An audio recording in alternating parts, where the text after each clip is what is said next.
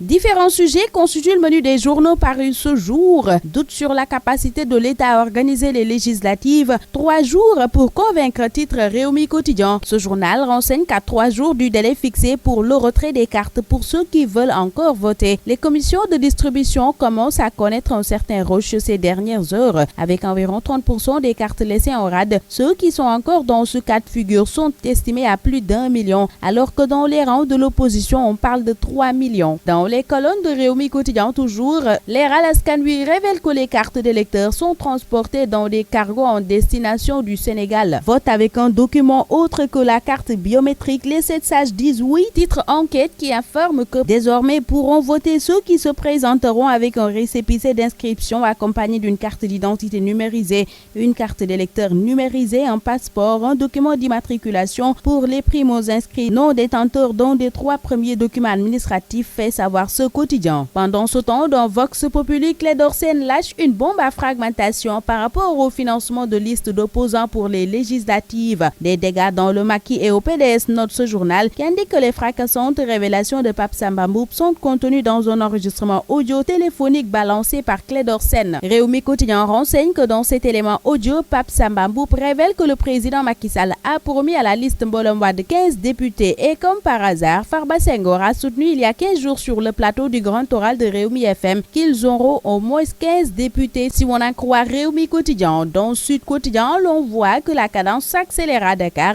avec le dernier virage vers le scrutin législatif du 30 juillet. Sud Quotidien fait état d'une déferlante bleue de Maître Wade dans le département de Pikine et nous indique que John est sûr de sa victoire après sa tournée dans le département de Rufisque. Moussassi et Manko étaient eux en démonstration de force aux Parcelles Assainies. L'observateur regarde du côté des investis ayant migré vers la mouvance présidentielle et voit les mots de tête d'un scrutin. Les cas Aminata Lo Dieng, Daour Ndiaye, Gana Mbaye et compagnie sur le divan, note l'Obs qui donne la parole au professeur Serigne Mor Mbaye, psychologue, qui estime que c'est dangereux pour un pays. Il faut rompre avec ces mange-mille, déclare-t-il dans ce journal qui nous fait part de ce que le code électoral prévu à leur encontre. Au même moment, dans l'As, Mohamed Boun Abdallah Dionne répond à Wade. Je ne débattrai pas avec quelqu'un qui ne vit que pour son fils, lance-t-il à la une de ce journal. Dans le journal Les Échos, l'on revient sur la démission du coordonnateur de l'Alliance pour la République à Thiès. Thierno Sall fait feu sur Macky et brûle la PR. Barre à sa une ce journal. Aussi, c'est le regret de le départ d'un homme de conviction,